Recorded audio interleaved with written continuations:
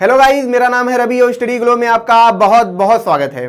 जरा सोचिए कि जो ब्रह्मांडिक नियम कुछ महानतम वैज्ञानिक बनाते हैं, जिन पे एक्सपेरिमेंट किया जाता है, वर्क किया जाता है और उन्हें क्या बोला जाता है, यूनिवर्सल थ्योरी बोली जाती है। मतलब ब्रह्मांडी सिद्धांत बोला जाता है।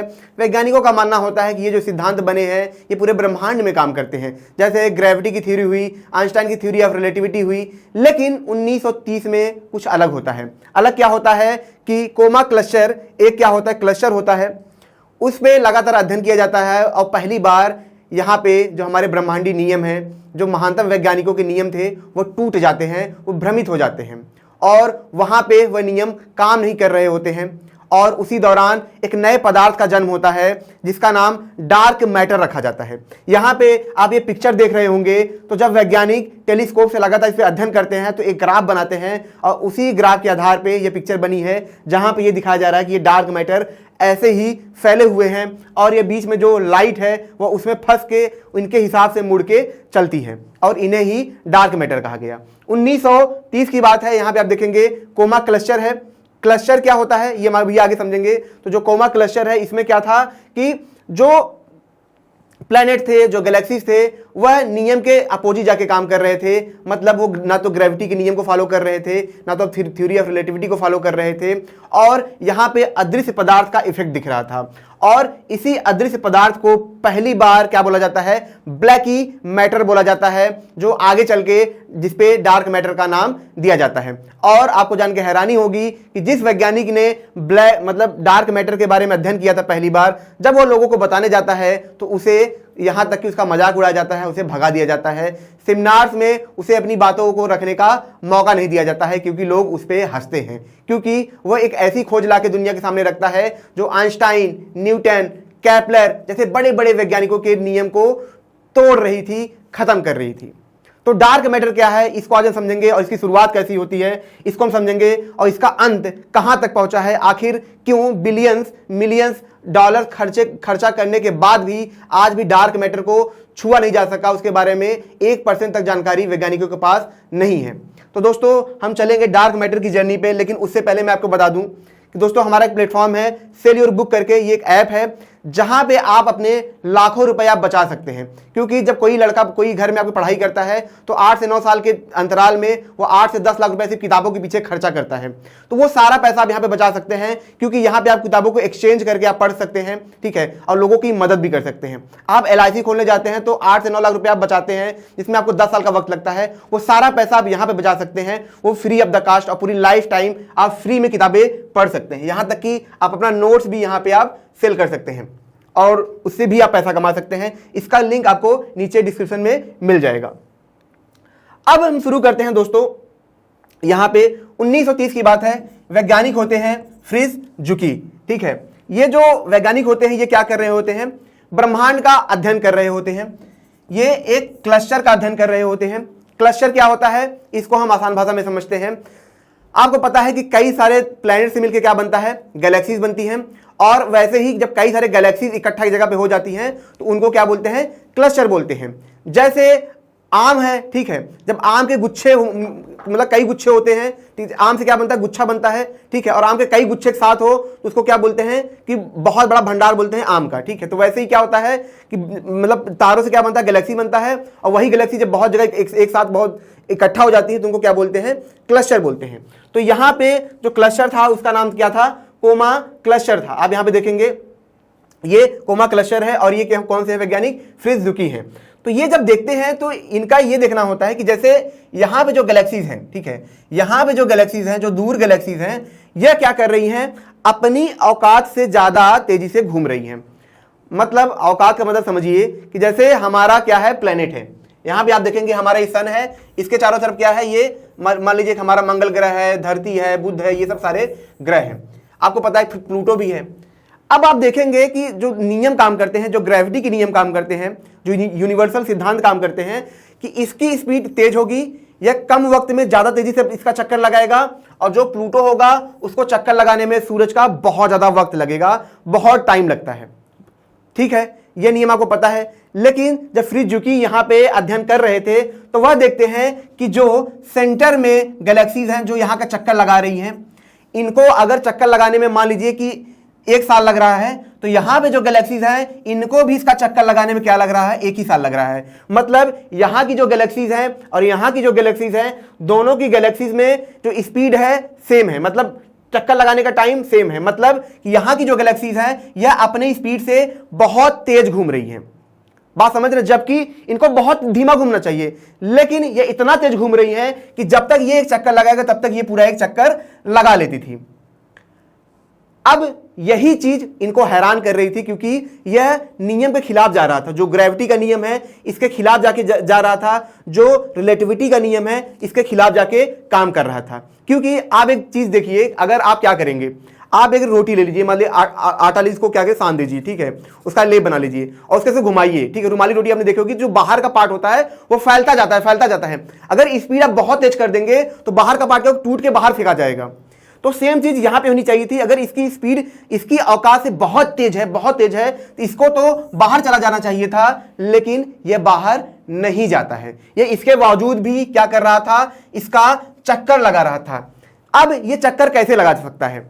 यह चक्कर ऐसे लगा सकता है कि मान लीजिए कि इसकी स्पीड बहुत तेज है, ये बाहर जाना चाह रहा है, लेकिन कुछ ऐसा है, ठीक है, कुछ ऐसा है जो इसको रोक के रख रहा है, जिसको बांधे रख रहा है और बार बार यहां से मुड़ने के लिए मजबूर कर रहा है। मतलब ये बाहर तो जाना चाह रहा है, स्पीड इतनी तेज है, लेकिन फिर भी कुछ ऐसा है जो इसको यहां पे रोक रहा था, जो इसको यहां पे रोक रहा था, इसको बांधे रख रहा था और इसको यहां पे घूमने दे रहा था, वरना ये बाहर चला जाता।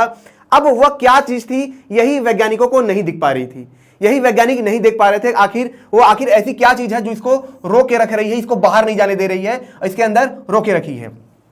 इसका मतलब इस गैलेक्सी के अंदर बहुत ज्यादा मास होना चाहिए, तभी ये इसको रोक पाएगी। इसका मतलब यहां पे बहुत मास होना चाहिए तभी वो रोक पाएगी, लेकिन वह मास दिख नहीं रहा था। जब फ्रिजुकी उसको कैलकुलेट करते थे अपनी डायरी में, तो वह मास उनको नहीं दिखता था, लेकिन उसका इफेक्ट दिख रहा था, क्योंकि इसकी स्पीड बहुत तेज थी।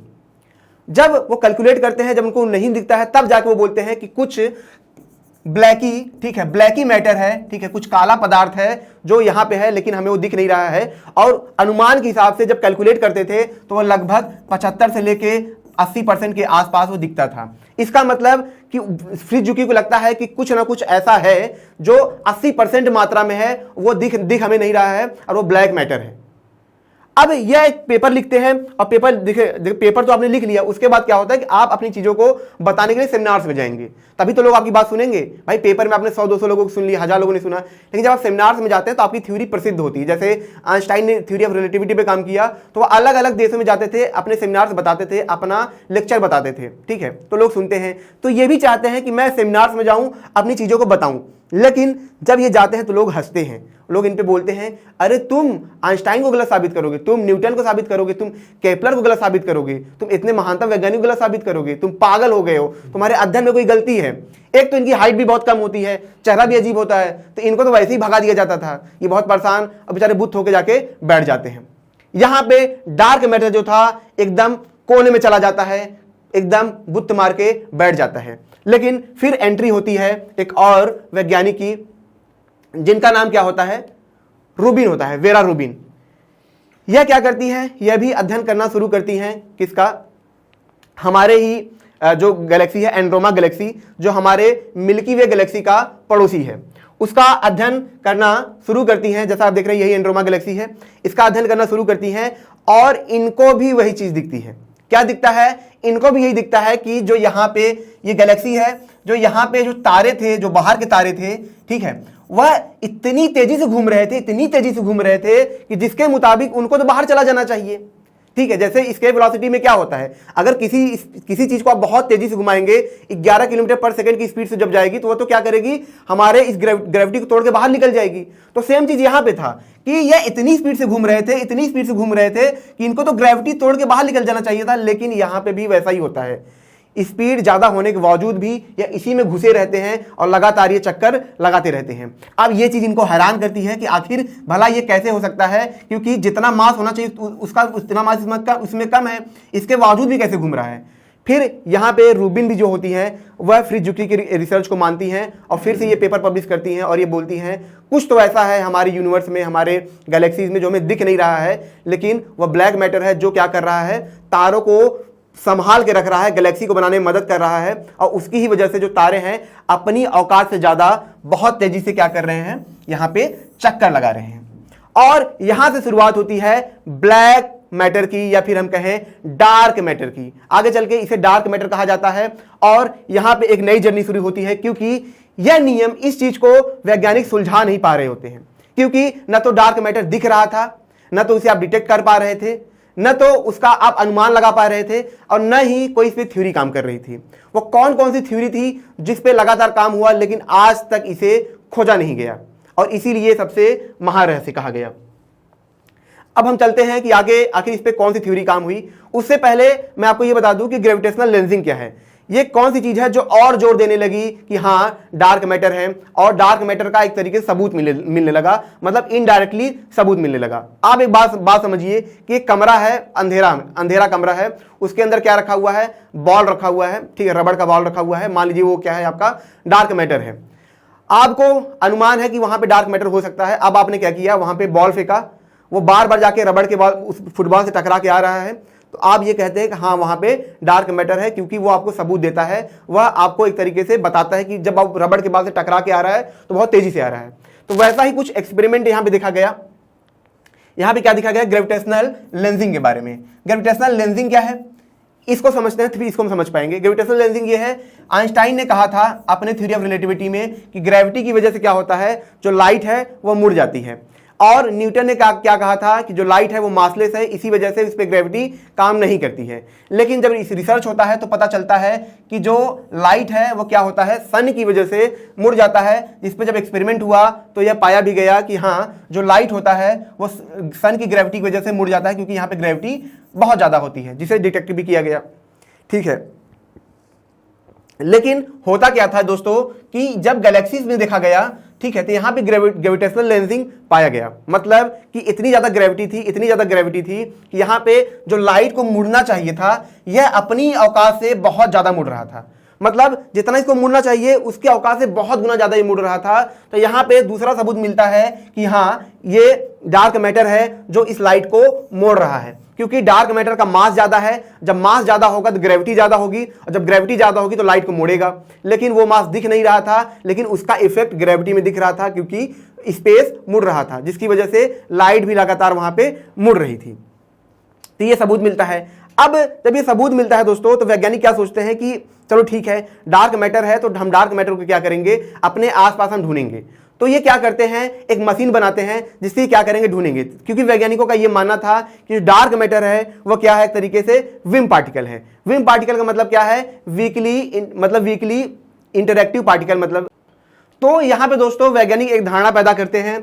वह धारणा क्या होती है, वह कहते हैं कि ठीक है डार्क मैटर हमें नहीं दिख रहा है, लेकिन डार्क मैटर हर जगह मौजूद है, तो डार्क मैटर हमारे आसपास ही मौजूद होगा। ठीक है, इसका मतलब वह ऐसा है जो लाइट से इंटरेक्ट नहीं कर रहा है। ठीक है, कोई बात नहीं, उसको डिटेक्ट हम नहीं कर पा रहे हैं, कोई बात नहीं, लेकिन वह हमारे पास है, आसपास है, और वह क्या कह रहा है, बहुत ही वीक है। इतना वीक है कि उसे डिटेक्ट नहीं कर पा रहे हैं, लेकिन उसका कुछ ना कुछ मास होगा। इसीलिए उसको वैज्ञानिक क्या बोलते हैं, विम पार्टिकल बोलते हैं। मतलब वीकली इंटरैक्टिव मैसिव पार्टिकल, मतलब एक ऐसा पार्टिकल है जो बहुत ही हल्का है, बहुत ही कम मतलब लाइट से डिटेक्ट हो पा रहा है, मतलब लाइट को टच नहीं कर पाती है।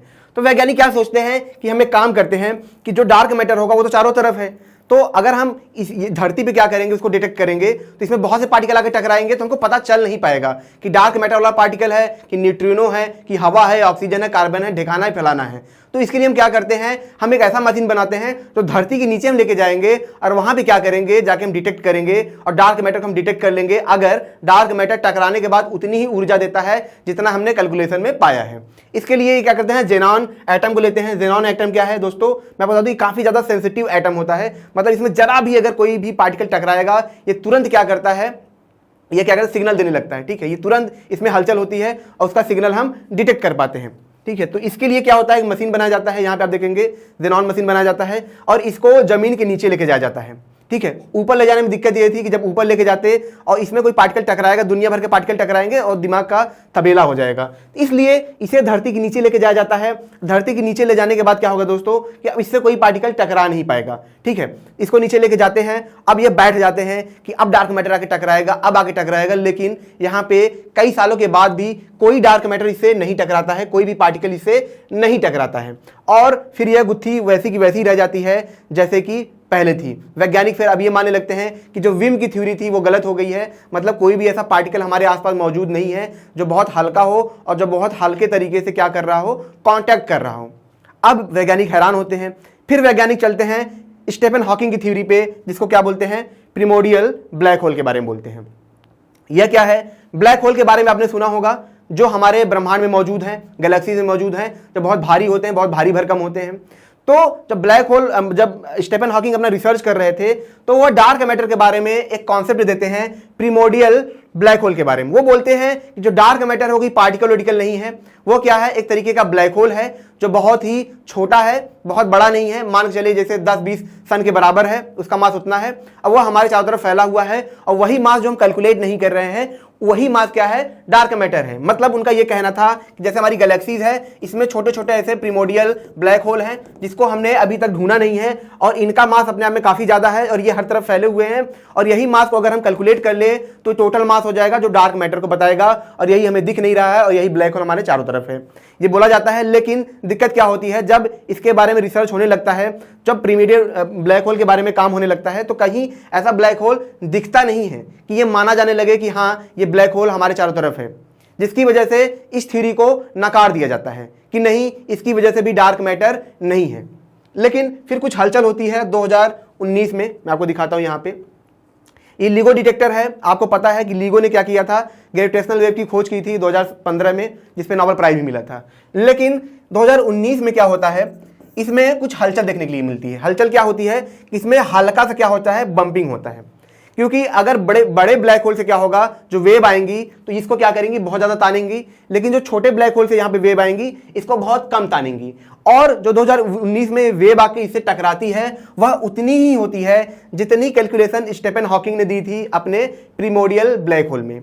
यहां से फिर से एक हलचल उठती है कि कहीं ऐसा तो नहीं कि प्रिमोर्डियल ब्लैक होल हो और हमें उस पर रिसर्च करना चाहिए। वैज्ञानिक इस पर फिर से काम करने लगते हैं, फिर से इस पर ध्यान देते हैं और आगे चल के फिर से ये निष्कर्ष निकलता है कि नहीं, जो प्रिमोर्डियल ब्लैक होल है वह नहीं है। क्यों नहीं है, मैं आपको बता दूं, जो ब्लैक होल था उस टाइम पे ब्लैक होल को टेलीस्कोप से देखा जाने लगा था, उसकी पिक्चर भी आ गई थी और हम अपने आसपास के ब्लैक होल को अब देख पा रहे थे। तो इसका मतलब अगर यह ब्लैक होल होता, हमारे आसपास होता, तो यह हमें जरूर दिखता। और अगर उसके बावजूद भी ये नहीं दिख रहा है, उसके बावजूद भी ये नहीं दिख रहा है, चलो मान ले कि कहीं ना कहीं चलो प्रिमोर्डियल ब्लैक होल होगा, अगर इतना ढूंढने के बाद हमको कुछ मिल रहे हैं तो ये इतने कम है कि इनका मास डार्क मैटर के बराबर नहीं हो सकता है, क्योंकि डार्क मैटर का मास कई गुना ज्यादा है। तो यहां पे यह थ्योरी भी फेल हो जाती है जो स्टीफन हॉकिंग ने दी थी, क्योंकि उस वक्त वो थ्योरी थी लेकिन आज ब्लैक होल को ढूंढा जा रहा है। ठीक है, तो इस वजह से इस थ्योरी को भी गलत कह दिया जाता है और डार्क मैटर नहीं ढूंढ पाया जाता है। आपको मैं एक चीज बता दूं दोस्तों, जैसे यहां चाइना हुआ, ठीक है, चाइना हुआ, अमेरिका हुआ, यूरोप हुए, ये लोग लगातार डार्क मैटर के लिए बहुत पैसा खर्चा कर रहे हैं, बिलियंस डॉलर पैसा खर्चा कर, ताकि हम डार्क मैटर को पता लगा पाए। क्योंकि डार्क मैटर की खास बात यह है कि ये क्या करता है, यूनिवर्स को स्ट्रक्चर देता है, यूनिवर्स को बनाता है। अगर ऐसा मैटर हम पा लें, ऐसा मैटर हम पकड़ लें, इसको जान लें, तो उस मैटर से हम किसी भी तरह की चीज हम बना सकते हैं, क्योंकि यूनिवर्स को जो स्ट्रक्चर देता है वो डार्क मैटर देता है। इसीलिए सारे वैज्ञानिक इस पे लगातार खोज कर रहे हैं, यहां तक कि सारे देश, यहां तक कि बहुत ज्यादा पैसा, बिलियंस डॉलर में इसके ऊपर पैसा खर्चा किया जा रहा है। तो जो तीसरी थ्योरी आती है वह किस थ्योरी पे आके रुकते हैं, वो थ्योरी होती है न्यूट्रिनो की। न्यूट्रिनो की थ्योरी होती है, अब वैज्ञानिक ये मानते हैं कि यार वीकली, मतलब जो विम पार्टिकल है वो भी नहीं निकला, प्रिमोर्डियल भी नहीं निकला, साला खोज के हम थक गए हैं। तो अब क्या करते हैं, ये कहते हैं कि हम न्यूट्रिनो की तरफ चलेंगे। न्यूट्रिनो क्या है, मैं आपको बता दूं कि जब सन में क्या होता है, हाइड्रोजन हीलियम में बदलता है, तो उस दौरान क्या होते हैं, बहुत ज्यादा लाइट निकलती है और उसी लाइट के दौरान न्यूट्रिनो पार्टिकल भी निकलते हैं। ठीक है, 2014 से पहले या 12 से पहले इसको मासलेस माना जाता था, मतलब वैज्ञानिक यह मान रहे थे कि यह क्या है, मासलेस है, इसके अंदर मास नहीं है। तो तो अगर इसके अंदर मास नहीं है तो न्यूट्रिनो कितना भी फैले इसका तो कोई इफेक्ट होगा नहीं भाई, ये तो इसके अंदर मास ही नहीं है, चाहे 100 हो जाए, चाहे 1-2 लाख हो जाए, अरबों में हो जाए, इसका तो मास 0 ही रहेगा। लेकिन जो टेक्काई कजीता होते हैं जब इस पे काम करते हैं तब ये बताते हैं कि ऐसा नहीं है, न्यूट्रिनो के अंदर मास भी है, ऐसा नहीं है, आप कह नहीं सकते, इसके अंदर मास भी है, वो प्रूफ करते हैं जिसकी वजह से उन्हें नोबेल प्राइज मिलता है। अब जैसे ही न्यूट्रिनो को ये बोला जाता है कि इसके अंदर मास है, यहाँ पे फिर से एक थ्योरी निकल के आने लगती है कि न्यूट्रिनो ही क्या है, डार्क मैटर है। भैया न्यूट्रिनो ही डार्क मैटर है, इसकी वजह से दुनिया बनी है। अब वैज्ञानिक फिर से तलतलाते हैं और तलतलाने के बाद यहाँ पे आप देखेंगे फिर से एक्सपेरिमेंट होना चालू हो जाता है और जमीन के नीचे ये सेंसिटिव क्या होते हैं, सेंसर लगा दिए जाते हैं जो पानी के अंदर, जो पानी यहाँ फैला हुआ है और सेंसिटिव पार्टिकल है, अब इससे बैठ जाते हैं, अब हम डार्क मैटर खोज लेंगे, बढ़िया है, एकदम बिंदास है, जमीन के नीचे जाके खोजना शुरू करते हैं। लेकिन उसके बावजूद भी जब ये न्यूट्रिनो को डिटेक्ट करते हैं और जब कैलकुलेशन करते हैं तो यह मास भी इतना कम होता है, इतना कम होता है कि डार्क मैटर के 1% के बराबर भी नहीं होता है, और फिर से यह उस गुत्थी को सुलझा नहीं पाते हैं जो डार्क मैटर की गुत्थी थी। मतलब जरा सोचिए कि जिस मैटर से जो 70-80% मैटर हमारे चारों तरफ है, जिससे सब कुछ बना है, उसी को हम देख नहीं पा रहे हैं, उसी को हम डिटेक्ट नहीं कर पा रहे हैं। तो यहां पे डार्क मैटर फिर से एक बहुत बड़ा रहस्य पैदा करता है। फिर आपको जान के हैरानी होगी कि अभी कुछ दिन पहले की बात है, इसके बारे में लेक्चर लाऊंगा कि ऐसे पार्टिकल खोजे गए हैं जब उनको टकराया जाता है बहुत हायर वाइब्रेशन पे, तो वो क्या होते हैं, 5वें डायमेंशन में जाते हैं। ठीक है, तो यहां पे क्या था कि जो LHC है, लार्ज हैड्रॉन कोलाइडर, ये क्या करती है, जो 2 प्रोटॉन होते हैं, ठीक है, जो 2 प्रोटॉन होते हैं उनको क्या करती है, स्पीड ऑफ लाइट से यहां पे टकराती है। तो इसकी वजह से क्या होता है, जो पार्टिकल होते हैं बहुत हायर वाइब्रेशन में पहुंचते हैं, ठीक है, और जिसकी वजह से गॉड पार्टिकल को खोजा गया था। अब उसी गार्ड पार्टिकल की थ्योरी को लेके वैज्ञानिक ये सोचने लगे कि हम क्या करते हैं, 2 पार्टिकल को बहुत तेजी से हम क्या करेंगे, टकराएंगे। जब ये टकराएंगे इसमें वाइब्रेशन इतना ज्यादा होगा, इतना ज्यादा होगा, इतना ज्यादा होगा कि यह क्या करेंगी, हाइपर डायमेंशन में चली जाएंगी, और जैसे ही हाइपर डायमेंशन में जाएंगी तो वहां पे क्या होगा, इनका मास बढ़ जाएगा। गॉड पार्टिकल में भी यही होता था, जब 2 पार्टिकल बहुत तेजी से टकराते थे तो वो क्या होता था, जो बोसोनी फील्ड थी, जो गॉड पार्टिकल फील्ड थी, उससे जाके टच हो पाते थे और वहां पे मास बढ़ जाता था। तो यहां पे वैज्ञानिक कहते हैं कि जब हम 2 पार्टिकल को टकराएंगे तब क्या होगा, ये क्या होंगे, हाइपर वाइब्रेशन में जाएंगे, मतलब बहुत तेजी से वाइब्रेशन करेंगे और 5वें डायमेंशन में जाएंगे, और वहां पे जाते इनका मास बढ़ जाएगा। जब मास बढ़ता है तो वही मास का इफेक्ट हमें चारों तरफ दिखता है। मतलब आप समझिए कि हमारे जो गैलेक्सीज में क्या हो रहे हैं, जो पार्टिकल हैं जो आपस में टकरा रहे होंगे, जो सन में पार्टिकल टकरा रहे होंगे, वो क्या है, कुछ सेकंड के लिए, कुछ मिली से मिनिमम माइक्रो सेकंड के लिए हाइपर डायमेंशन में जाते हैं, 5वें डायमेंशन में जाते हैं, वहां पे रहते हैं, जिसकी वजह से उनका मास उस वक्त के लिए बढ़ जाता है, और ठीक है, और वही इफेक्ट हमें दिखता है। आप बात ऐसे समझिए कि मान लीजिए कि मेरी जो एनर्जी है, मान लीजिए मैं एकदम सीधा साधा लड़का हूं, मेरी आप समझेंगे बहुत मार पीट नहीं पाता है, इसके अंदर ऊर्जा बहुत कम है। एक बंदा आता है, मुझे कस के एक थप्पड़ मारता है, हन्न से, मुझे सन्न से लगा, उसके बाद मेरा दिमाग खराब, तेरी तो मैं भचा भच 5 से मतलब 1 मिनट के लिए इतना गुस्सा हुआ, बहुत मारा, मतलब मेरे अंदर 10-15 जूल एनर्जी, एक्स्ट्रा एनर्जी आ गई। मतलब क्यों आया, क्योंकि मुझे किसी ने झंझनाया तो मैं एक अलग स्टेट में चला गया, बहुत मारा उसको। तो सेम चीज यहाँ पे है, जब पार्टिकल आपस में टकराते हैं तो एक अलग ही डायमेंशन में जाते हैं, वहां पे क्या होता है, बहुत वजन हो जाता है उनका, बढ़ जाता है, और वही इफेक्ट हमें दिखता है। वैज्ञानिक इस बात पे भी चर्चा कर रहे हैं, हालांकि इस पे कुछ सबूत भी मिले हैं, तो मे भी जो डार्क मैटर की गुत्थी है वह सुलझ जाए। लेकिन एक थ्योरी और थी जो काफी ज्यादा काबिले तारीफ थी। वो कौन सी थ्योरी थी, वह थी दोस्तों कि पार्टिकल एंटी पार्टिकल पेयर के बारे में, जो स्टीफन हॉकिंग बात करते हैं। स्टीफन हॉकिंग का कहना था कि मान लीजिए कि ये हमारा ब्रह्मांड है और ये हमारी गैलेक्सी है, चारों तरफ फैली हुई है। तो स्टीफन हॉकिंग कहते हैं जो खाली जगह है, क्योंकि खाली जगह आपको पता है लगभग 99% खाली जगह ही है, तो स्टीफन हॉकिंग का कहना था कि जीरो जो होता है, जैसे ये पॉइंट है, ये स्पेस है, जीरो है, ठीक है, तो उनका कहना था कि हर एक टाइम में क्या होता है कि यहां से एक पार्टिकल निकलता है, एक एंटी पार्टिकल निकलता है। मतलब जैसे जीरो है तो यहां से एक 1 निकलता है, एक -1 निकलता है, फिर दोनों मिलकर फिर से जीरो हो जाते हैं। तो मतलब यहां से एक पार्टिकल निकलता था, एक एंटी पार्टिकल निकलता था, अब दोनों निकलते थे तो आपस में मिलके ये फिर से जीरो हो जाते हैं, और ये प्रक्रिया लगातार हमारे ब्रह्मांड में चलती रहती है। और स्टीफन हॉकिंग का ये कहना था कि यही पार्टिकल हो सकता है कि डार्क मैटर हो, क्योंकि कुछ सेकंड के लिए क्या होते हैं, ये पैदा होते हैं, फिर ये खत्म हो जाते हैं, इसीलिए हम इन्हें डिटेक्ट नहीं कर पाते हैं। और जो कुछ सेकंड के लिए इनका मास जो यहाँ पे हमारे ब्रह्मांड में आता है, वही मास हमको डार्क मैटर के रूप में दिखता है। लेकिन अभी तक इस थ्योरी पे कोई काम नहीं हुआ है, इसको अभी तक पाया नहीं गया है। हालांकि इसको कुछ इफेक्ट दिखे हैं, लेकिन डार्क मैटर इसको कहा जाए, यह अभी तक नहीं बताया गया है, मतलब अभी तक इस पर कोई खोज हुआ नहीं है। तो वैज्ञानिक अब क्या करें, वैज्ञानिक ने क्या किया, सारी थ्योरी लगा डाली, न्यूट्रिनो, वीम, जियॉन, पियॉन, टेक्यॉन, सब कुछ लगा डाला, लेकिन डार्क मैटर को तो खोजा नहीं गया। आपको जान के हैरानी होगी कि 80 से 70 साल तक इस पे काम हो रहा है, 90 साल हो गए हैं, लेकिन अभी तक 1% इसके बारे में जानकारी नहीं है। 1% इसके बारे में जानकारी नहीं है। इतना पैसा खर्चा होने के बाद दुनिया के सारे वैज्ञानिक इस पे काम कर रहे हैं, लेकिन इसके बावजूद भी इस पे 1% जानकारी नहीं है। तो अब वैज्ञानिक हार गए थे। अब वैज्ञानिक क्या करें, अब कोई सिद्धांत काम नहीं कर रहा था। इन्होंने बोला एक काम करो, थ्योरी ऑफ रिलेटिविटी ही गलत है। मतलब हम गधे हैं तो जो खोज रहे हैं कुछ है वो नहीं, बल्कि साला हमारे नियम में गलती है। तो इसको क्या करते हैं, इसको ही गलत साबित कर देते हैं। तो सारे वैज्ञानिक लग गए कि अब हम क्या करेंगे, थ्योरी ऑफ रिलेटिविटी को गलत साबित करेंगे, इसमें कुछ कमी है, आइंस्टाइन ने हमको बेवकूफ बना दिया था, इसको गलत साबित करेंगे। तो अब वैज्ञानिक सब बुत मार गए हैं, सब शांत हो गए हैं, मतलब थक हार गए हैं, तो अब इसको गलत साबित करने में लगे हैं कि थ्योरी ऑफ रिलेटिविटी को गलत साबित करो, इसमें कुछ कमी है, न्यूटन ने गलत नियम दे दिया था, ये केपलर का गलत नियम है, इनमें सुधार करेंगे। तो सारे वैज्ञानिक इसमें लगे हैं, सुधार करने में लगे हैं। थ्योरी ऑफ रिलेटिविटी को हमको सुधारना है, इसको सही करना है। इसकी वजह से क्या हो रहा है कि जो वहां पे कैलकुलेशन गलत आ रही है, क्योंकि वैज्ञानिकों का कहना है कि जो ग्रेविटी का नियम होता है प्लेनेट पे काम करता है, अर्थ पे काम करता है, लेकिन जो गैलेक्सीज होती है यहां पे तो गैस भी है, ठीक है, क्लाउड भी है, प्लेनेट भी है, अर्थ भी है, सब कुछ है यहां पे। तो हो सकता है भैया कि इनकी थ्योरी में गलत हो, इन्होंने ऐसा सिद्धांत ही नहीं बनाया हो, जिसकी वजह से डार्क मैटर क्या है हमें नहीं मिल पा रहा है। फिर एक वैज्ञानिक और आते हैं, वो क्या बोलते हैं, भैया ये सब गड़बड़ है, इसको हटाओ, एक और थ्योरी मेरे पास है। सब बोलते हैं अच्छा क्या है बताइए। तो बोलते हैं जो डार्क मैटर है वो क्या है, तरल की तरह है, लिक्विड की तरह है, हर तरफ फैला हुआ है। जैसे मोबिल काला होता है, फैला तो फैल जाएगा, वैसे तरल की तरह कुछ ऐसा मैटर है जो हर जगह फैला हुआ है, और वही क्या है, डार्क मैटर है। हालांकि मैंने भले ही मुस्कुरा के बोला, लेकिन उस पर वैज्ञानिक काफी ज्यादा सटीकता से मान रहे हैं कि हाँ ये थ्योरी सच में हो सकती है। हो सकता है कि कोई ऐसा मैटर हो जो तरल के रूप में हो, जिसे सुपर फ्लूइड भी कहा जा रहा हो, और वही हमारे ब्रह्मांड में फैला हो, और वही डार्क मैटर का रूप हो। लेकिन ज्यादातर वैज्ञानिक इसी पे फोकस कर रहे हैं कि डार्क मैटर सुलझाना मुश्किल है, तो उनको लग रहा है कि आइंस्टाइन को गलत साबित कर दें, वो थोड़ा सा आसान है, क्योंकि वो तो दिख ही नहीं रहा है, यहाँ तो हमको नियम दिख तो रहा है, तो कहीं इसको गलत साबित करके हम डार्क मैटर को खोज पाए।